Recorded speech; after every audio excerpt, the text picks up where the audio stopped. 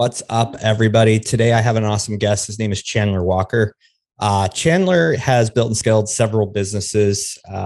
He has quite the portfolio. He's spoken on stage in the US, Australia, Canada. I was going to say Canadian, Canada, the Netherlands. And he has a purple belt in Brazilian Jiu-Jitsu, which I think a lot of you will find very interesting. And this dude bought Ethereum at $15 a coin. So that's been a pretty epic investment. And he says that nothing beats being a dad. And that's why we are having a chat today. Welcome to the show, Chandler. How you doing, man? Yeah, thanks for having me. Pumped to be here. Pumped to talk about all of the things I'm doing. I always tell people I'm just too dumb to stop doing stuff. So I figured things out and they typically work out well. Yeah, we've chatted before, and you do have a lot going on and you have a lot to offer. I would like just a real quick plug. If you're a business owner, you got to check this guy out.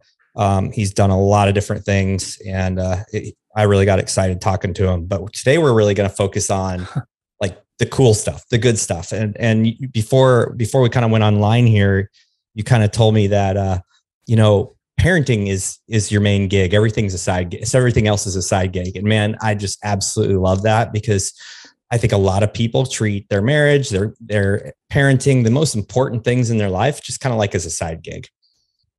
Yeah, exactly. And to me, it's like this morning I had a meeting and I canceled it because my little girl asked me to take her to breakfast. And I was like, that's my main gig. That's what I'm doing. That's what I care about. And I think too many of us get focused on all the other things like business and money. And for me, what I've realized is at the end of the day, I have this moment in time that's essentially stopped for me to enjoy this little person. And that's going to go away. And if I waste that moment, and if I ever waste a second of it, I'm never going to get that back. And I'm going to look back and I'm going to regret not being able to do that. And so for me, I recognize that everything I do is built around designing the freedom to be able to enjoy the time that I have, the limited time I have with her. Yeah. Okay. So first of all, how old is your daughter? She's 3. Okay. So you've been a dad for 3 years. You are definitely a business builder, entrepreneur. You own your own businesses. You've had success. So that's definitely a conversation we want to go down that road, because a lot of people will say, well, it's easy when you're an entrepreneur because you can pick your own hours. We're gonna talk about that. A lot of people will say, I'm working a 9-to-5 job. I don't have time, which we can very quickly demystify and debunk that together, which I'm looking forward to. And then I want to talk about like kind of wrapping your mind around changing the framing of the way that we operate as parents, and really your true asset, the only asset in the world that you cannot buy and you cannot get back is people and time. And you mentioned both of those. So tell me about like your beginning journey with being a dad, and how that has that design or that thought about how you deal with the time changed, or were you like that from the minute and you saw it right away? Yeah. So I think I didn't really recognize the power and the love you get for another human being until I was holding her in my arms and she came out, and I was like, wow, I've never had a feeling in my life to where I felt just like electrically shocked everywhere. And it was like this moment where you kind of want to cry and you don't really know how to react to your feelings. And typically I'm a guy who stays pretty collected, but in that moment I was like, wow, everything just changed. This is it. This is me. And before that, I didn't really understand it. I didn't understand like, okay, well, I have a daughter coming, this will be fun, but I didn't recognize that until that second she came out. And so before that, before her mom got pregnant and everything, I was all about like work, and I was all about hustling and building business and doing all this stuff, and everything changed. And I realized that I had the power to redesign my entire life. I just wasn't allowing myself to do it before her. And so I think with the birth of my daughter, it really helped me recognize that I have the capabilities and I can say yes to living my life, or I can say no to it. And I can give every excuse in the book as to why I can't do it. Right. Yeah. So did you go through a period where, I mean, you said you felt it right away, but did you go through a period of adjustment where you're like, whoa, what do I do now? Or do you find yourself out of order? Did you find yourself out of order right away? Yeah. So when she first came out, I was on, I had that moment where I felt like, this is it. I want to be a dad. This is the coolest thing in the world. And then everything sort of changed for me in that moment. I learned that I really enjoyed being with her. I really enjoyed holding her. I enjoyed being around her. I didn't feel like I needed to go out like with like the boys and do other things. And so I guess for me, it radically reshaped the way I felt about the world, and it happened rapidly. So I started to slowly, and this is the way I operate too. When I make a decision, I just do it. I don't really have an in between. And so I started to slowly just reorient everything I was doing to spend time with her. I mean, I took like paternity leave and I know a lot of people can't do this, but I took like 8, 9 weeks, 10 weeks off from not doing anything just to be around her. And then as I started going into it, I started organizing my schedule. So there wasn't any work after 5 p.m. There wasn't any work on days off. There was no responding to emails, and just everything was built to be able to have the time that I knew I was never going to get back. Yeah, that's a struggle for a lot of men. I mean, for some reason, like I've talked to and interviewed a good amount, and this is my story too, is when the kid started, my first kid came, before he was born, I started a business. And I started a business that demanded a lot of time. And this seems to be like a common practice among men. It's just really weird. You're almost the opposite. You saw it immediately and dialed back. So it's a different narrative. It's definitely a different narrative than most men go through. They're like, I think there's this innate idea that we've got to provide more now. All of a sudden, I have to provide more. So how did you weigh out that like cost analysis of time versus money? Yeah, so I kind of looked at it as, okay, I'm capable of making money. If I want to make money, I can essentially print money if I need it.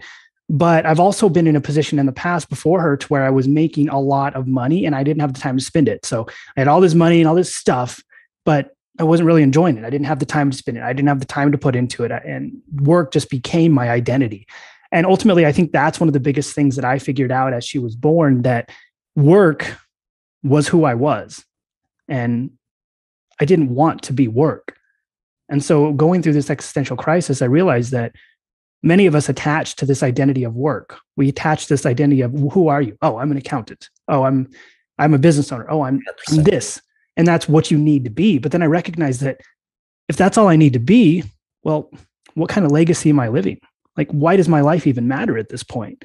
And so I recognized that my values were not aligned with who I really was. And that's when I started to realize who I really was being a dad, doing jiu-jitsu, having fun, living that life that I was starting to envy that I didn't have, that I could have. And I wasn't allowing myself to step into it. Do you have a strategy or a thought on, for any man right now listening to this and is like, ooh, because I think most of us are honest. And I've been through this little change, like where work was my identity, like 100%. My business was my identity. What I did was my identity. And I've gone through that change. Do you have any suggestions on how people evaluate where they're at with their identity? Yeah, that's a good question. We actually have an exercise I do with people where we call it the belief, values, identity process. Oh, wow. And so what we do is we write down on a scale of 1 through 10. If you know me, I like to systematize everything. I didn't even know you had this. I'm so glad I asked. This is so weird. I have all these things. Yeah. So what we do is we write down values associated with what's important to you. So what is important to you? And we go work, family, spirituality, and there's about 10 different parameters, and you have to write a 1 through 10. And then next to it, we write down how closely are you living up to these values? And then you have to write a 1 through 10. Then you have to go and match what do I believe in and what am I actually living up to? And right there, when you do that, that's a big self-realization moment, because for a lot of men, they have a 10 on like family, but then work is a 10. And so then they're like, wow, I have a massive disconnect.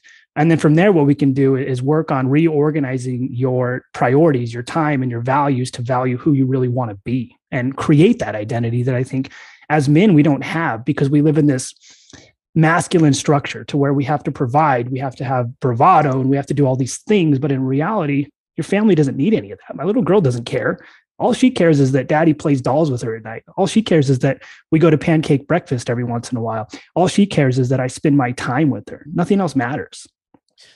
Oh man, there's a lot to unwrap here. So this identity values thing, like I'm so 100% on board. I did it not so succinctly. I'm not a system. I haven't in my past been a systems guy. I'm a systems guy now, where it was just kind of like over time, I'm like, there's a disconnect between it. For me, it happened when I sold or got rid of a business. All my friends disappeared who thought I was friends, because my whole identity was in that activity based around that business, and they just kind of dissipated. I'm like, wait, They just vanish. I'm not that guy anymore because it all disappeared. Made a decision to close this business down so I'd have more time with my family. And all of a sudden everybody disappears. My identity and that point was swept out from under my feet. And I can guarantee you that 80% of the men out there, fathers, if they were to lose their job, there's a lot of, they would feel like their identity was gone. I mean, I think it's an epidemic. Exactly. It's terrible. It's when your job goes away. Who am I? What do I do with my time? Where do I go? I don't know I don't know what to do with my hands, basically. And you have to recognize and reshape the fact that as in the world we live in today, work has become the priority because everybody wants the white picket fence, the nice house, the car. But then that turns into working to create things that don't matter. Mm-hmm. And I think we're seeing this a lot now with like the great migration where nobody wants to work anymore. And what it really is, and I was talking to this guy at Jiu-Jitsu about this, and he goes, it's not that I don't want to work. He's like, it's that I recognized during the pandemic that I can move into a smaller house. I can have a smaller car. I can have less things. And I just opened up 20 hours a week with my family. He was like, I've never had this experience before. I've never had the ability to do this. And I always thought I couldn't do it. He's like, but now I know I can. Yeah. Boy, this is a whole nother topic, but there was a mass exodus of people working. And it wasn't all because they were falling back on the government assistance. It's really easy to say, oh, everyone's getting a free check. Well, okay, yeah, there was a big part of that. And we're still realizing a little bit of it. But there's a lot of people who shifted into working for themselves from home. They're like, I can make money on my own and call the shots on when I work and how I work. And I see the pandemic for families either being an absolute disaster or an absolute godsend, because the disaster is when there's abuse, when there's neglect, when there's massive depression, those things. Because now some kids, they go to school for safety. They go to school for food. They go to school for consistency. And in the home, it's chaos. That's a nightmare.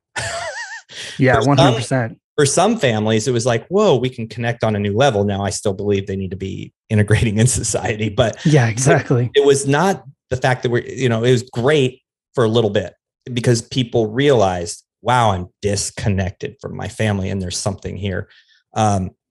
So this practice you have, so it's values. Go through that again. Yeah. So we call it the belief values framework. Basically what we want to do is we want to outline, we have like 10 associated values that we look at, and it's business, it's health, it's like family, it's spirituality, and a bunch of others. And we rate them 1 through 10. And so then once you rate them 1 through 10, now you have to do the same thing next to it and rate how closely am I living up to these values 1 through 10. Then at the bottom, you say, am I the person I want to be? Am I the best father I want to be? And then usually the answer is no. Yeah. And so then we have to go back and look at how do we reprioritize the values we want to uphold versus the values we are upholding. And I made a whole worksheet on this. So if anybody wants it, just let me know and I'll send it over, because it's all laid out and written out in a way to where you can follow and create these self-realization and ultimately these self-actualization moments.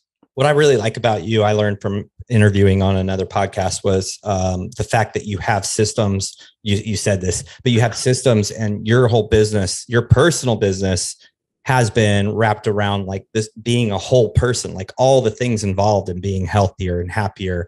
Am I right? Kind of like yeah, yeah. Absolutely. I'm trying to recall, but this really kind of struck a point for me, because this is work that I would guess most people never ever do. And however, it is quite possibly the biggest key to succeeding and feeling happiness is by organizing and understanding who you are and who you're not, and then how that lines with your values, and then getting it in order. Because I know that once I kind of placed everything in my order, my value orders, I call it my value ladder. Like, I know it's kind of like a salesy thing, but what's the top value for me? And then what's second, what's third? And then I did that. Like, wow, am I living these things? And then I changed my patterns and my behaviors to match specifically. I've even put it into my morning routine where it's actually in that order. I don't do things until the most important thing's done. Then the second most important thing is done. Not that it's a task. It's just I'm recognizing every day that my wife is more important than social media. I am going to have interaction with her before I have interaction with social media. That's kind of what I mean by doing it in order. But man, going through that process you just talked about would have saved me years of figuring this out on my own. You're like, dang it. Yeah, I know. Where were you, dude? Like, yeah, come on, man. Come out of the woodwork. Yeah. So let's talk. A lot of guys in my group will say, like, I don't know how to spend time with my kids. I don't know what to do. Now, I definitely have a lot of advice and thoughts, but I want to hear from you, because you just talked about pancake breakfast and all the little playing dolls or whatever it was that you were. How do you know what, when, and how to do things with your child? Yeah. So basically, with me, I've kind of taught her that she's 3, but we know how to communicate with each other. And if we want to play, I'm like, hey, let's play.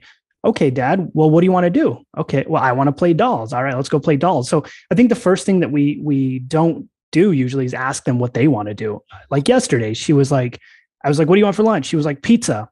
Okay, where do you want pizza from? Well, from this Blind Onion, it's close to us. And I was like, all right, let's go get pizza. So she tells me what she wants if I listen to her. I think a lot of the time we think that we have to create these like crazy things to do with our kids, but they know what they want to do. She's happy playing dolls at the dollhouse. She's happy going to Blind Onion for pizza.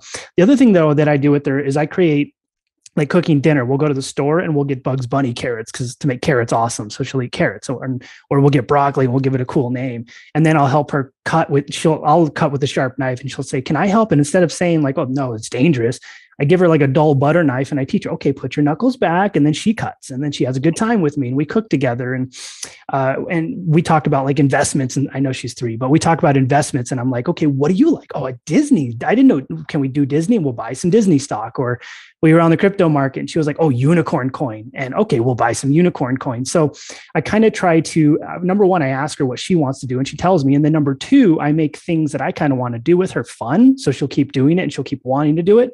And then on top of that, once or so a week, I try to find something new. So we go to Chuck E. Cheese, we go ice skating, we go skiing or snowboarding, whatever it is. But I try to find a new activity that we can do together that's fun, that I don't know how to do either sometimes, and that we can kind of learn and grow together. Mm-hmm. Mm-hmm. Yeah. And I think by kind of implementing those types of activities early, when they turn to the age of like my kids, they're still going to be like, they'll know how you've taught them how to interact with you and how to. I think a lot of people just expect that their kids are going to always want to do things with them, but they also have this expectation or this preconceived notion that they know how to do things with them. We can't ignore the fact that we have to teach our kids how to interact with us as well. Kids, let them be and they'll play. But sometimes they got to learn how to integrate other people. So asking questions, I've never regretted asking more questions than anything else. Oh yeah. I had this magical parent moment the other day, because I'll sit there and like most people know when kids are 3 or so, they'll ask why 744 times about everything. And for me, I really like that, because she's like, Daddy, she asked me a question the other day, why is the grass green?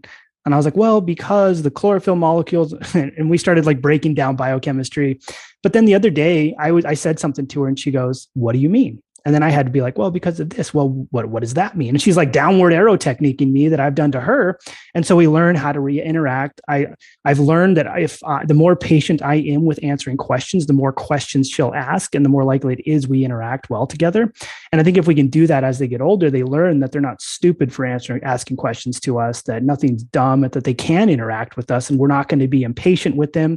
We're not going to tell them, well, I don't know why the grass is green. And I think it really gives us this opportunity to open and grow with them and to say, well, I don't know. And my little girl even say, oh, Daddy, you don't know? Can you look it up? She knows what the Google is. So then we'll Google it together. Right. Yeah. So another comment I've gotten is that their parents, men, you say, hey, I just take my kids to the park, or ask them, hey, what do you want to go to the park? Do you want to play Legos? What do you want to do? They say, go to the park. And he's like, yeah, but I get bored when I'm there. I'm like, okay, so how do you engage with your child with intentionality?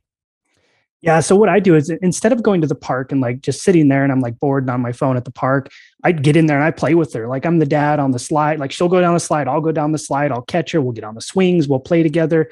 And so what I kind of do is I pull myself to the moment. And sometimes I think it's really challenging to do this for a lot of us, but when we get there, I look at her and I'm like, hey, I have this human being here who I'm molding and growing, and this human being wants to have fun.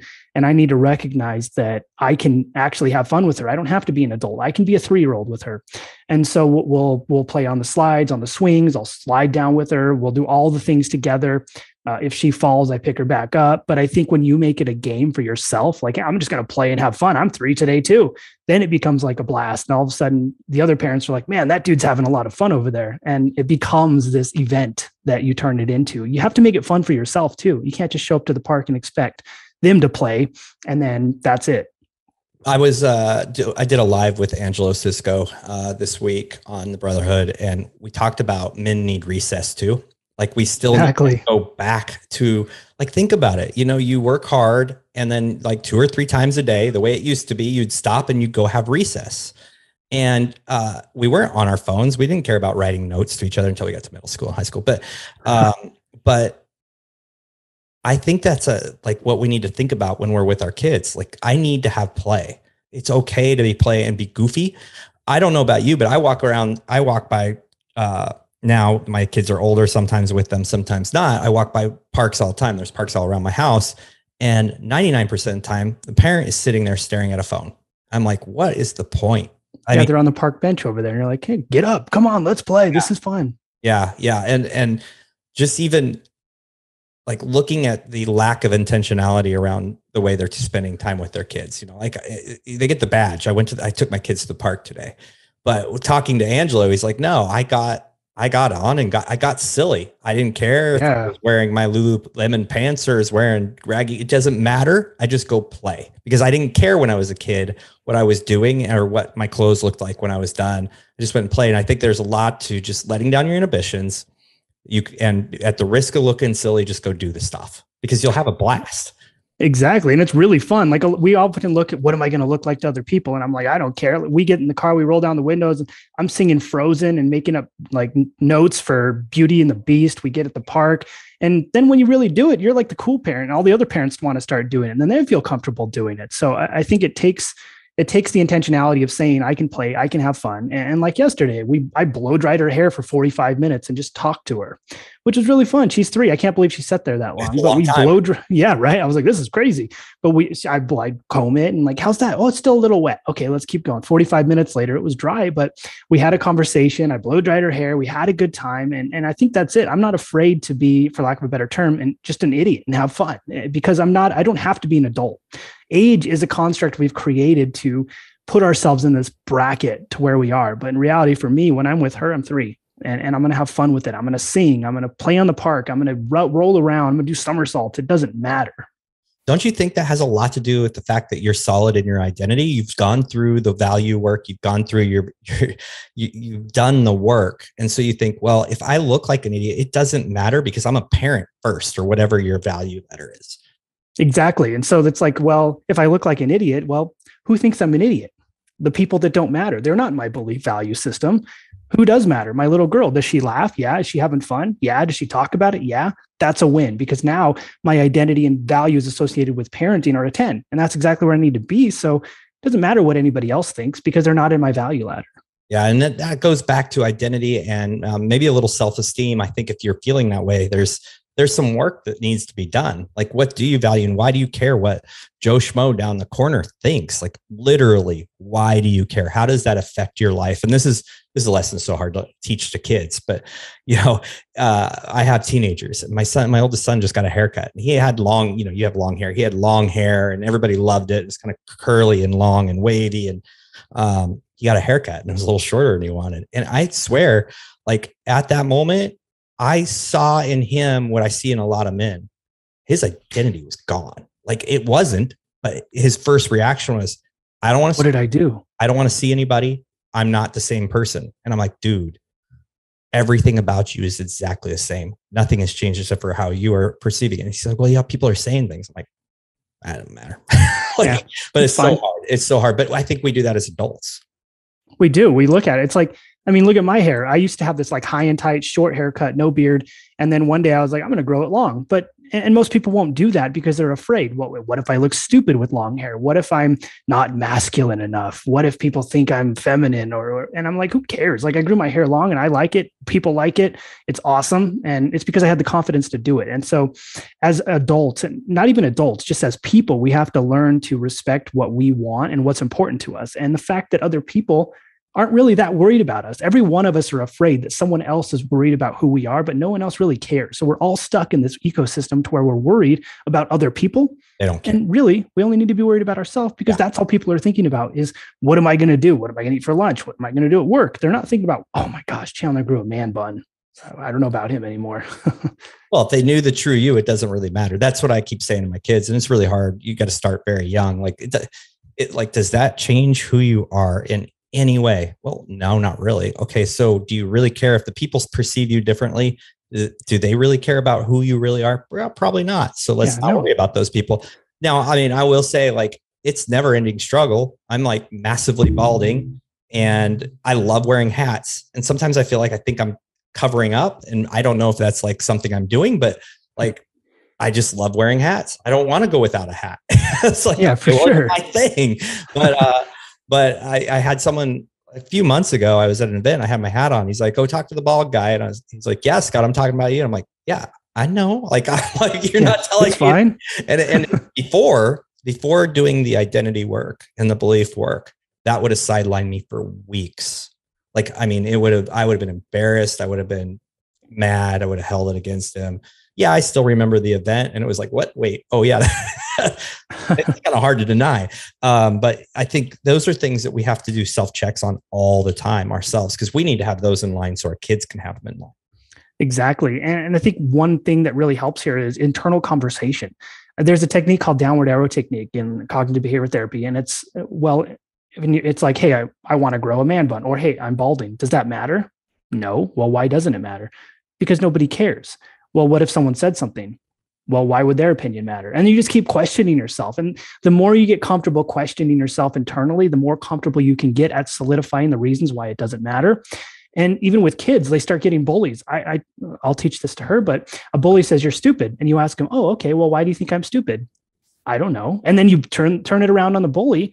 And then all of a sudden, the bully doesn't know how to interact with you, except maybe violence. But you teach people how to communicate externally and internally and create that value system. And you teach people how to essentially live free. They can finally be free. I do this with my fears, and I write it out. So I write out, like, I used to be upset when I lost a customer. I'd be like, okay, well, let's write this out.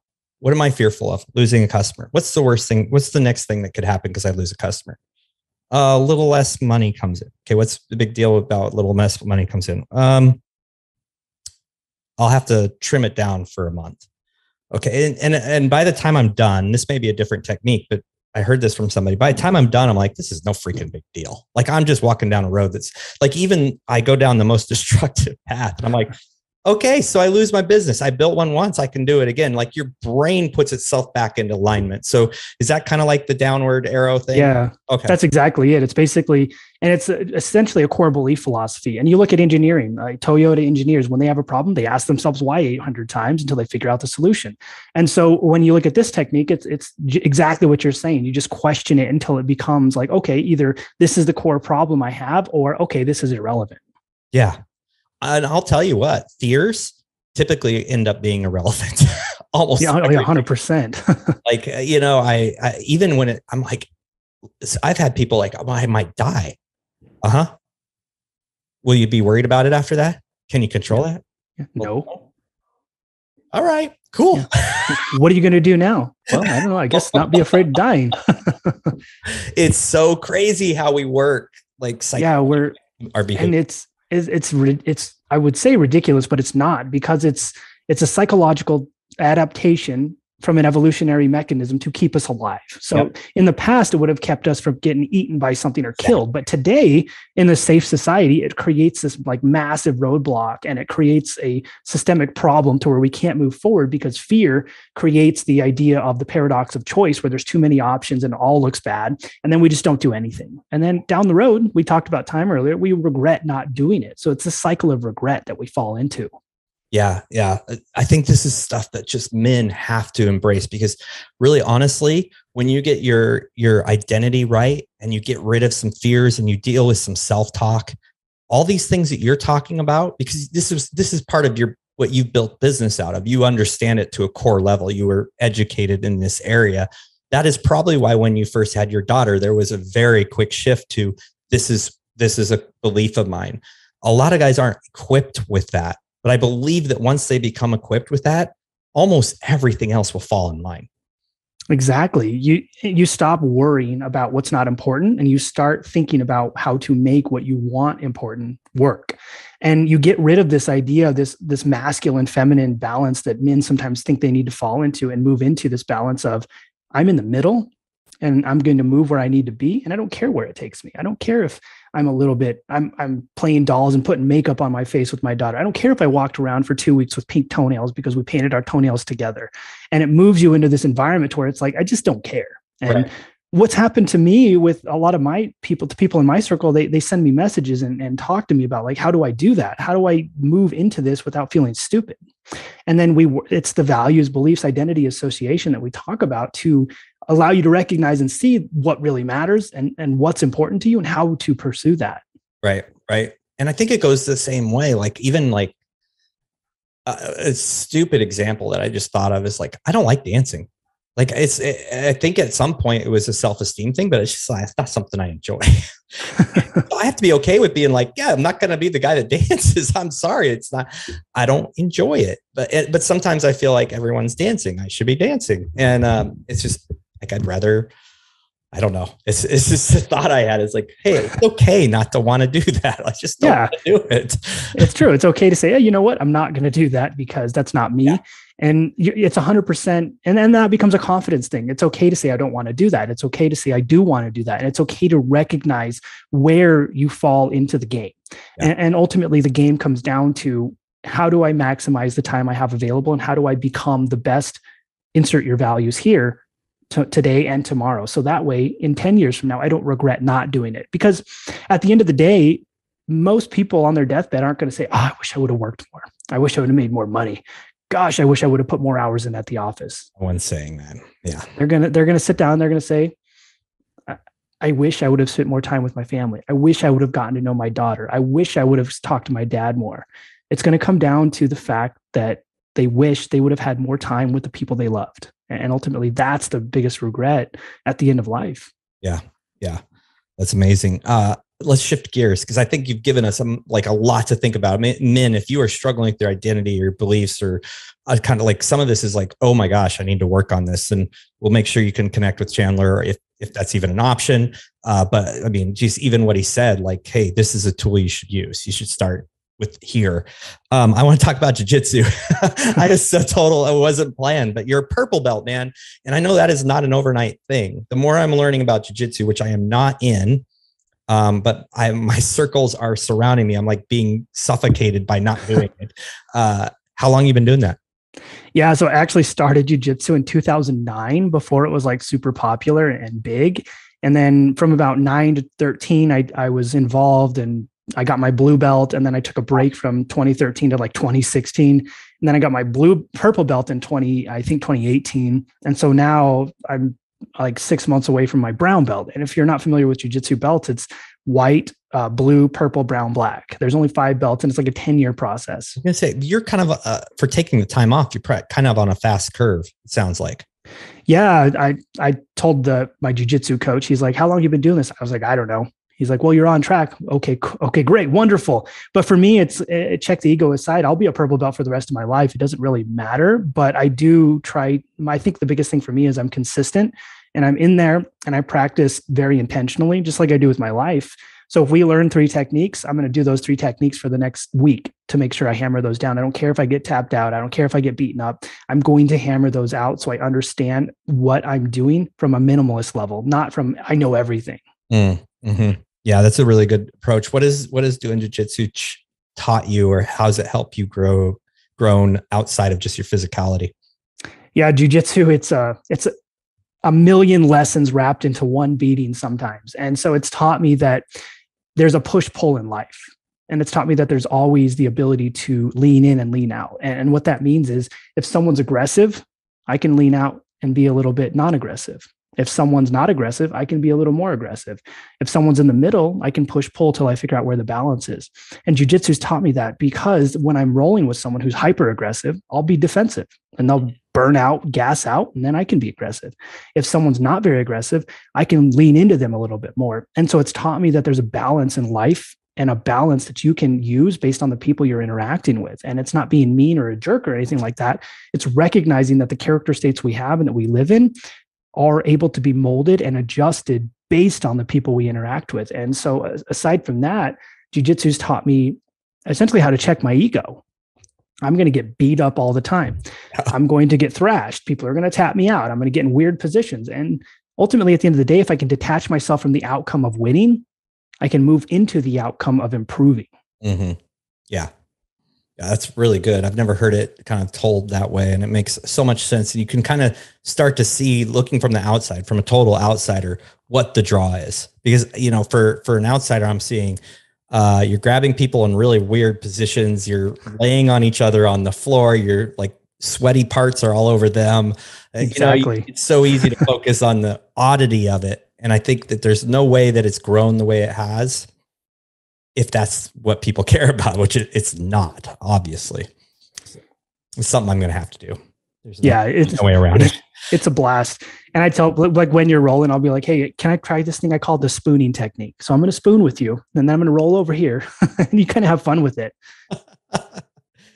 Yeah. Yeah. And hey, look, it's in the end, you're trying to gain the upper hand. You're trying to use somebody's movement against them. Yeah, it's a chess game. So it's like, if this guy does this, I'm going to do that to make them do this so I can get over here. And it's also recognizing it's like a systems mindset. Step 1, step 2, step 3, step 4. Oh, step 3 didn't work. Fix that next time. Okay, well, it did work this time, but then step 4 was a disaster. Okay, fix that.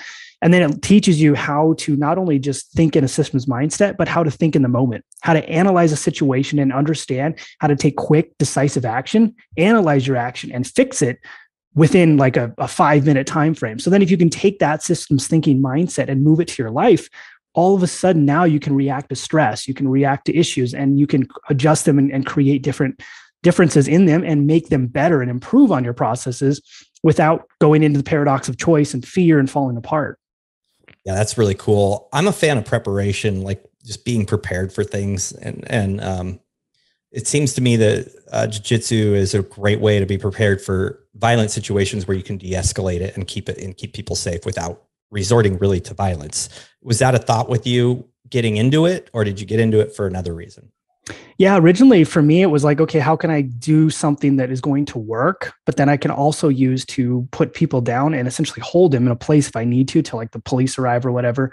How can I have, and now as I get later in life with my daughter and everything, it's if something does happen, how do I put someone in a position to where it's not a bloody battle, and I can put them in a position to where they're not functional, they're in a submission or whatever until someone arrives. Mm-hmm. Because I always think about, if you get into like a fist fight with someone on the street, or you have to protect your family or whatever, your children see that, and it's a certain amount of PTSD associated with what's just happened. But if you can put someone into a submission and talk with them through it, it allows you to de-escalate situations and teach them what's happening. And it also teaches you to have confidence in the way you speak. So I was at the gas station the other day. If you've ever been in Costco trying to get gas, it's a complete disaster. So I pulled into my pump. This guy comes in with these like swishy pants. You could hear him. He's like, swish, swish, swish, swish, swish. I was like, oh, this guy's coming fast at me. And I step out of the car, and my daughter's in her car seat, and I start walking towards the guy, and I said, hey, you need to stop right now. Put your stop the pep in your step and tell me what's going on. He was mad because he thought I cut in front of him. And I was like, okay, well, even if I did cut in front of you, it wasn't intentional. I'm sorry. I'm a bad person. You're smart. I'm dumb. You're strong. And so it teaches you that you don't have to have an ego. I don't have to step up and fist fight that guy like most people think they would need to. I can de-escalate the situation with my words, because I know if it does result in actually physical violence, that I can hold my own. And it also teaches you, like, I don't need to expose her to that. I need to make sure that my entire ecosystem in this is designed around de-escalation. Yeah. Yeah. That's awesome. I, 8 years ago, I went to go pick up my kids from school, because I made it a part of my day to take them and pick them up. And I was driving down my road, and I saw these three weird people walking. I mean, they were just like two guys and a girl. And I'm like, something's not right. Came back home with my boys, little boys at that time, like 5 and 8 probably. And my son's like, oh, the realtor's here. I'm like, the realtor? Like, what are you talking about? Well, he'd gone into our coat closet, which was around the corner, and there was someone hiding. And it was one of those guys and meth heads. And I'm like, what are you talking about? So I walk back there, and here's this guy. And he looks at me, and I think about that over and over again. My kids were in danger. The other two had bailed. They were my gun safe was completely like they were trying to pry it open with a crowbar. I mean, this is a bad situation. And having had jiu-jitsu, I probably could have just subdued him. I mean, like, he wasn't strong. He was meth head. He was weak. And I'm like, man, if I would have only been prepared, like, because then the police could have been called, a lot. He ended up going to prison for that. But anyway, there was a moment when he came up to me and pushed me and started running that I wasn't quite sure what was going to happen. And I had no control of that. So I hope for everybody's sake, they do something to understand how to handle those situations. No matter what. Exactly. Because we're never prepared until it happens. And then we wish we would have been prepared. So to put yourself into a situation like jiu-jitsu, to where if someone pushes you, I can put them to the ground and hold them there. And even tell my little girl that hey, call the police. The police are here to protect us. They'll come and take this guy away. And then to be able to hold him there is ultimately, it's very physical, but it's also the gentle art of jiu-jitsu. I don't have to break my wrist punching this guy in the face. I can move him to a position to where I have power and authority, and I can hold him there, and I can talk him down. Like, hey, are you done? Are you going to sit here? Hey, get my zip ties there in the closet, zip tie the guy together, and the cops come in, and there's the guy hog tied, ready to go, and they can take him away. So I think that puts you in a position of power. I wish I would have done it. Wish I would have known. I didn't. And I was fearful and angry and, it could have been bad. So I think for our kids' sakes, that's something to look into to bring this full circle. I mean, we talked about, parenting isn't a side gig, and being prepared and having all the skill sets and the mindsets and our own beliefs in line are what make this a full, like, this is the main thing. And I love that you say that. I think that's amazing. So let's wrap this up. I want people to understand a little bit about what you do, because it was we kind of alluded to it, and then you mentioned some things that reminded me. So give us your bio, I guess.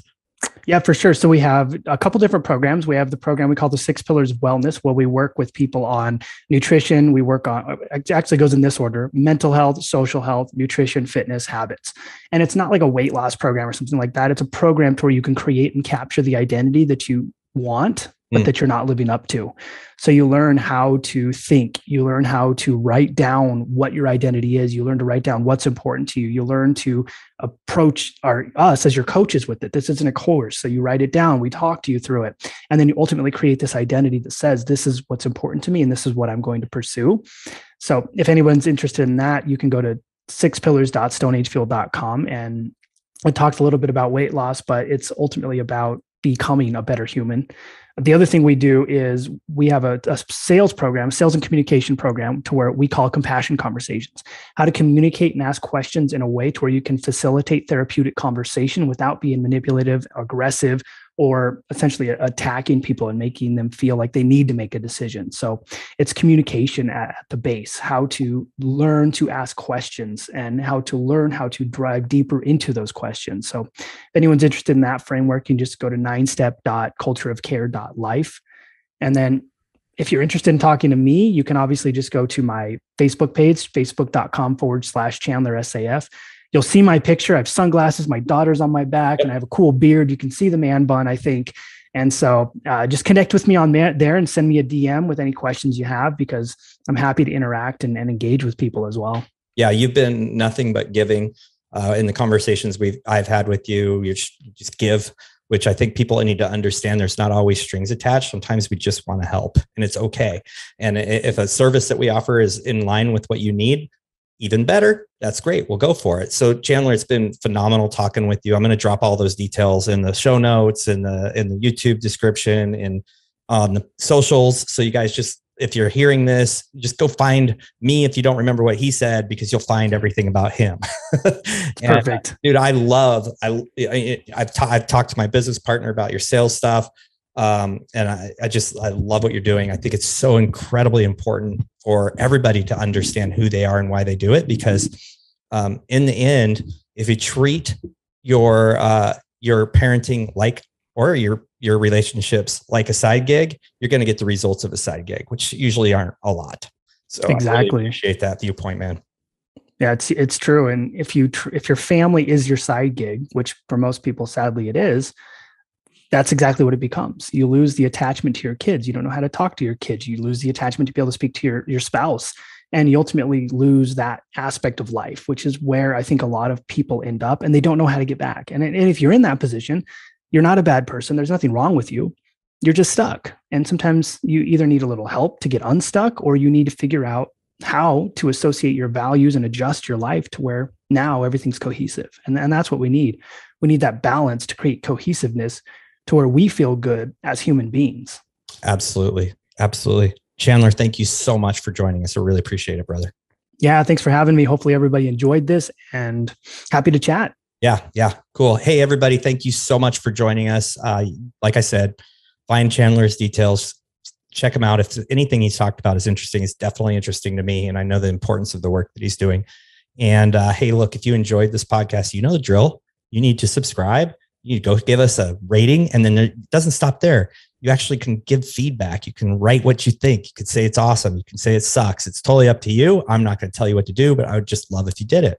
So rate, subscribe, and review.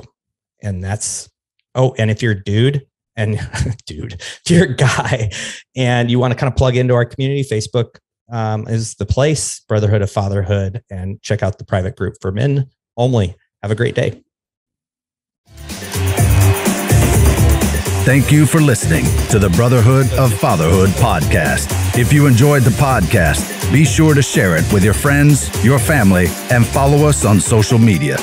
If you are a father, make sure you join our Facebook group, the Brotherhood of Fatherhood. Hit the subscribe button and tune in next time for more podcasts from the Brotherhood of Fatherhood.